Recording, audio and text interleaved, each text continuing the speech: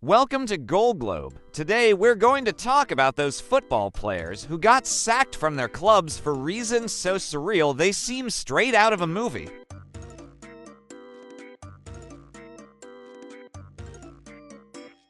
In April 2015, during a match between Clitheroe FC and Mossley AFC, it was Ladies' Day, an event to encourage more female fans to attend games. Hart, a player for Clitheroe FC, was filmed having an intimate encounter with a woman on the bench while still wearing his club gear.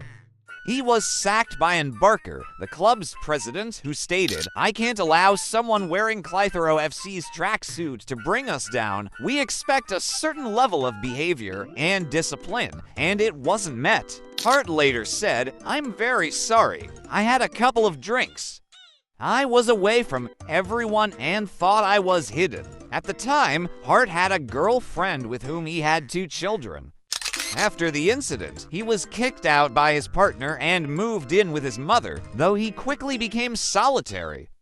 Hart later acknowledged that at that time, he was spending most of his salary on substances and drinks. Ali Dia is the protagonist of one of the most surreal stories in football history.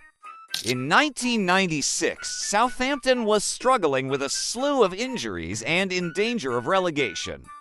The then-coach received a call from someone claiming to be George Weah, recommending his cousin Ali Dia, who supposedly had played 13 times for Senegal's national team and was returning from a successful career in Paris. The problem was that George Weah wasn't the real George Weah. It's still unknown who impersonated him. Impressed by the recommendation, Ali Dia was offered a 1-month trial contract and was called up for the match on November 23, 1996. Ali Dia made his Premier League debut in a game against Leeds United, coming on as a substitute for the injured Matt Le Tissier. His performance was disastrous. He seemed lost on the pitch, lacking basic skills, and was substituted after 43 minutes. He was sacked the next day. Matt Le Tissier later said, "I thought he was a fan who had won a contest to train with us for a day," and described Ali Dia as Bambi on ice due to his lack of control and ability. Southampton called him in for training the next day to discuss the issue, but he didn't show up because he claimed to be injured, leading to his immediate dismissal. Australian goalkeeper John Bosnich was sacked by Chelsea in November 2002 and banned from football for 9 months after testing positive for banned substances. Bosnich developed an addiction costing him $5,000 a week.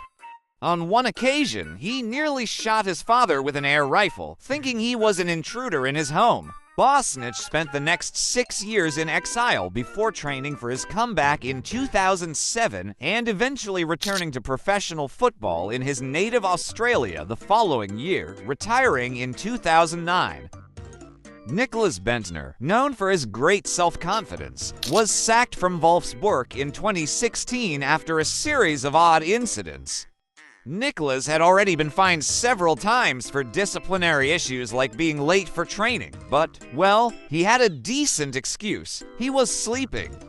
The problem at Wolfsburg arose after he displayed a Mercedes, being a player for a club owned by Volkswagen, in protest and arrived 45 minutes late to a training session. Wolfsburg called their lawyers to negotiate his compensation and sack Nicholas Bennter, despite having a contract until 2017. Additionally, he earned the nickname Lord Bennter for his extravagant social media posts and his nonchalant attitude.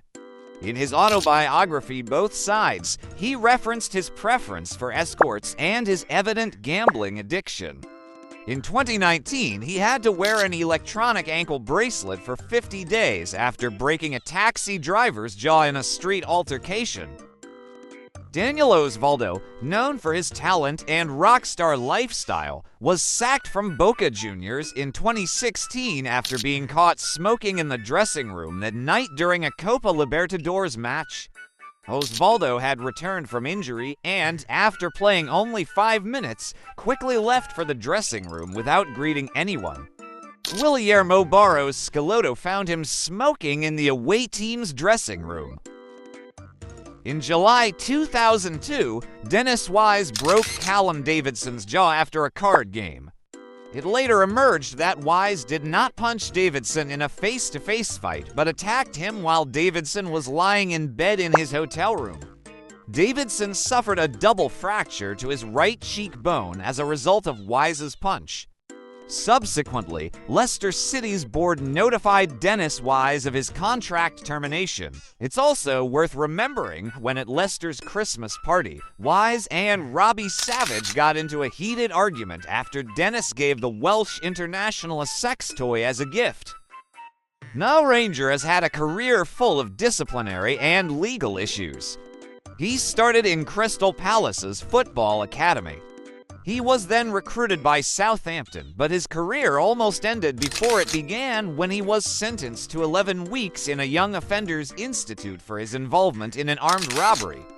He went to Southampton after serving his sentence, but was eventually sacked due to his poor reputation after he stole boots, training kits, and a staff member's box of chocolates. On January 19, 2013, while playing for Newcastle United, he criticized fans on Twitter for booing the team after a home loss.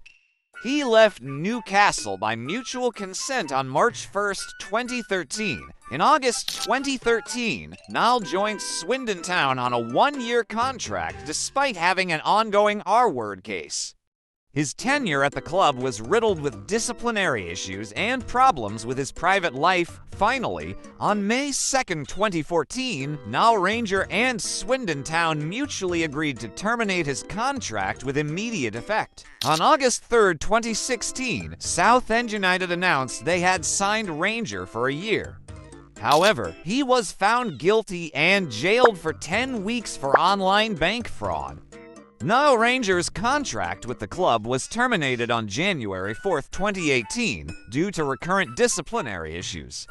Nile Ranger has so many stories that he could have his own video. In September 2019, Richard Keogh, one of Derby County's captains, was injured in a car crash following a team dinner where he and other teammates were under the influence of alcohol. Mason Bennett and Tom Lawrence were arrested for driving under the influence and leaving the scene later. That month, it was announced he could be out for 15 months. In October 2019, Derby County terminated Keogh's contract for misconduct. Adil Rami was sacked from Olympique de Marseille after it was discovered he missed a training session to appear on a TV show. The French footballer had injured himself in a match against Toulouse on May 18, 2019, and 2 days later, he skipped training with Marseille. The major issue arose on June 29th when the TV show Fort Boyard, recorded on May 20th, aired, showing Rami doing wrestling. It's worth noting that same summer, he was accused by renowned actress Pamela Anderson, who was his girlfriend since 2017, of being a sociopath, narcissist, monster, and cheater. She also claimed that her then-partner had threatened her many times. In a friendly match between Lannis and Tigger, Leandro Diaz attacked a Tigger youth player on the ground. Trying to defend his teammate, Alan Barrio Nuevo, a Tigger defender, was assaulted with a punch to the mouth by Diaz, causing fractures and injuries to the gum, necessitating hospitalization. This incident led Lannis management to seek an early exit for Diaz from the club.